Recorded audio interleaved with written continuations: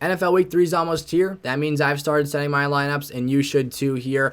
Thursday Night Football will be here before you know it, and you don't want to get caught with your pants down and someone in your lineup that you accidentally didn't mean to have in there. So, of course, if you're new around here, my name's Gavin. You're watching the SFS channel here, and we're talking 5 wide receivers that are on my bust radar here for Week 3 fantasy football action. If you're new around here, drop down and smash that subscribe button. Turn the bell on so you're here as soon as I post a new video, and let's jump into things. All right, as we get going here, make sure to smash that like button and let me know what lineup questions you have in the comment section of today's episode. Of course, I'm always here to be an interactive tool and resource for you guys in your 2022 fantasy football leagues and beyond. So again, like I said, I kind of prefaced this as a little bit of foreshadowing in the intro of today's episode. These are guys on my bust radar for this week. So you might not necessarily have the luxury of being able to sit all of these players, but I'm going to talk through some of fantasy's names and why I'm, a little bit nervous for these players and why they may not produce the outlook you are expecting for this week's game. So,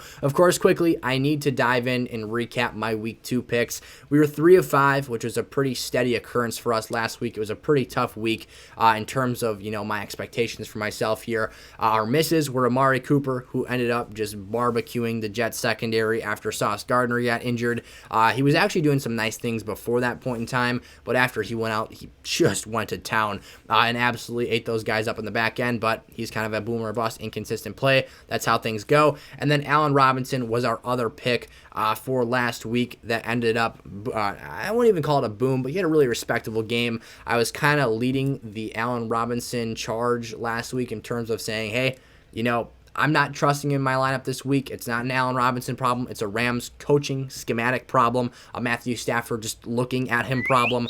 And I said, hey, I'll be, waving my pom-poms in the air, cheering and doing the happy dance when he ends up scoring points. And that was the case. So I couldn't have been more happy to be wrong about that take there. But I said, just approach it with caution. I'm not starting him in that game. So moving on to this week here, as I said, you might not have the luxury of sitting these players, but let's talk about why DJ Moore has made my bust radar and must-sit list for this week. So he's taking on the New Orleans Saints in this game. The Carolina Panthers are 3-point underdogs in this matchup, which of course is important because game script plays such a large role in how contests play out here and how offenses approach the game throughout 4 quarters. In this matchup, I don't see it playing a huge factor here. It could potentially play a positive.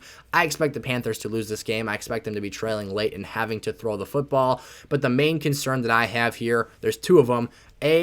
I'm losing trust in Baker Mayfield that I really didn't have to begin with, and my patience is wearing thin here. And second of all, a guy named Marshawn Lattimore who has done a spectacular job when being designated to shadow other opponent wide receivers. He didn't shadow Mike Evans last week 100% of the time. Some of the bigger plays Mike made were not against Marshawn Lattimore, but in the snaps that he did, he performed very, very well. He's a physical corner. He gets up in your face. He rattles you psychologically and emotionally.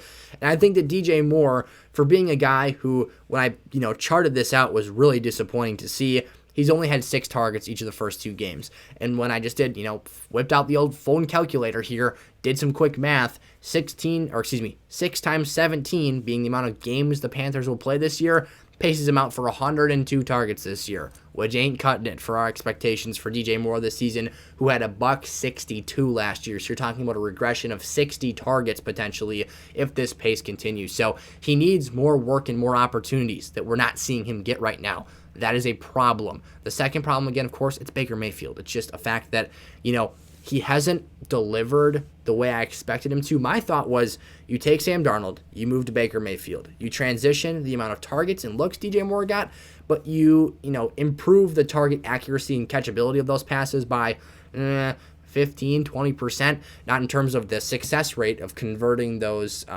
from, incompletions to completions.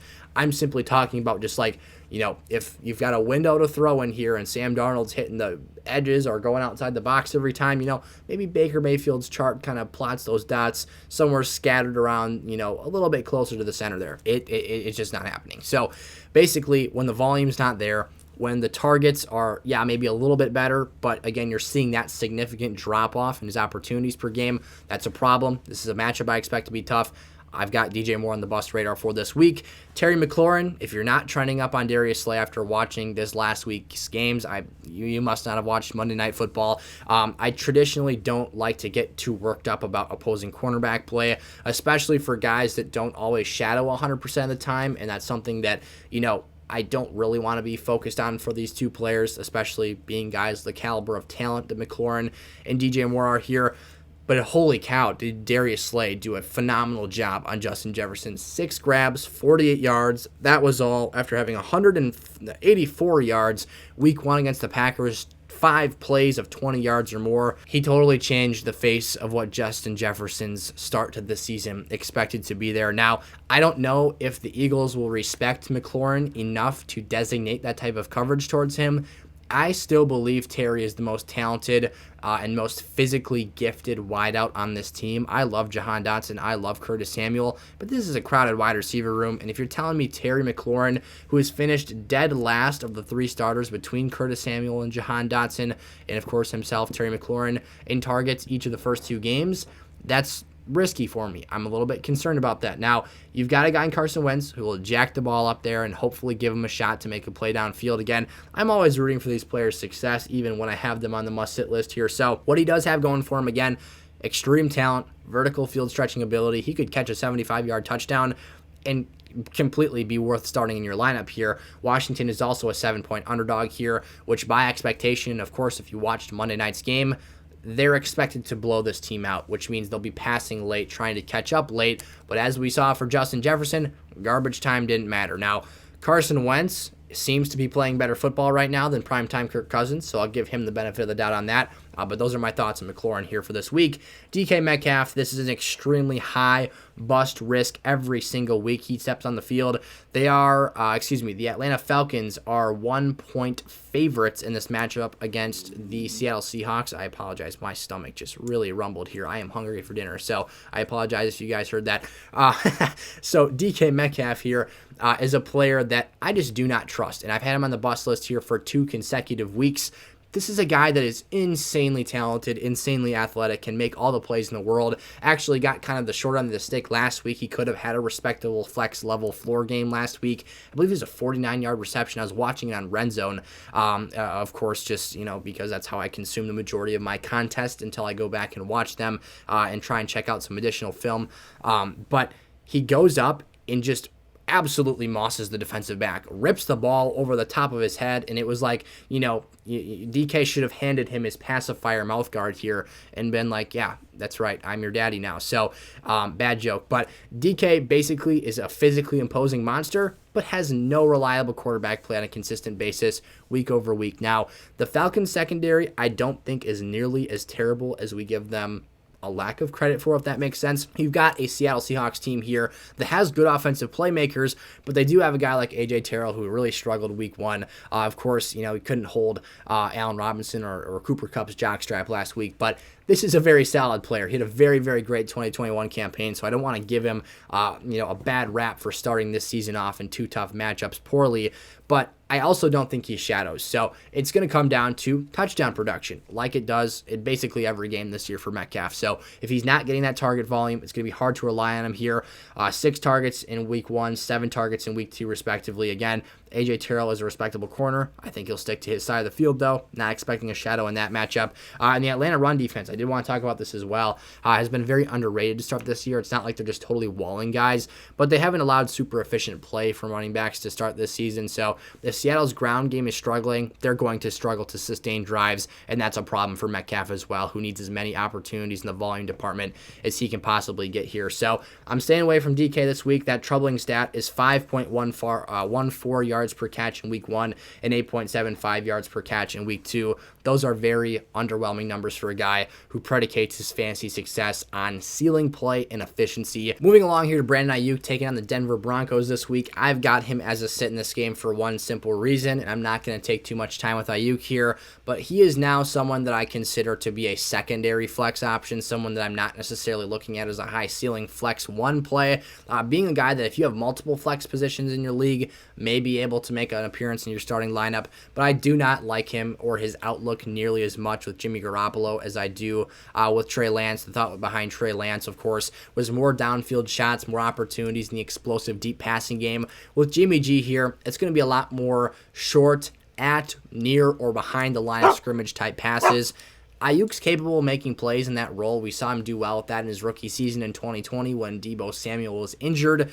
But when Deebo's out there, the precedence goes to Deebo. That's something that we don't really question here, and of course is something that, with Aiyuk running those, intermediate and deeper routes, Jimmy's not going to give him too many opportunities to catch the football. So he's going to have to do something spectacular after the catch in this game or be very, very efficient on 4 or 5 targets to produce this week. He's got a Denver secondary that I have respect for, and at the end of the day, I think could do a rather unfortunate number on his game for this week. The 49ers, interesting note though, are 1-point favorites here in Jimmy G's first start.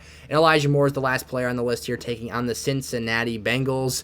Elijah Moore, I touched on this in a previous episode, so if you haven't seen that, you wouldn't have had this kind of spoiler alert here. But Elijah Moore looks like he's got himself a Garrett Wilson problem. This is a guy I really liked coming into the season. His outlook was fantastic. He's a very talented and skilled player out of the slot. However, I had my concerns and my worries about Garrett Wilson. And at the end of the day, it wasn't something that consensus was very concerned about.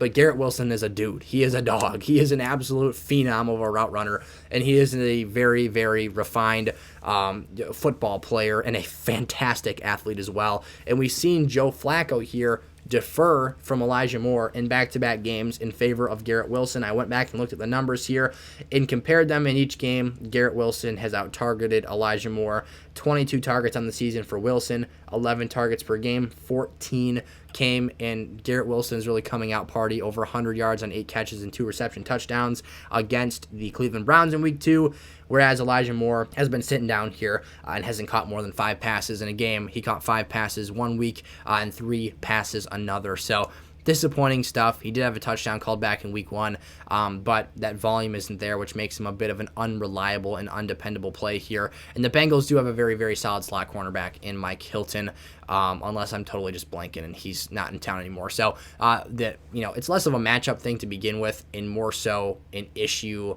of their offensive approach for this team.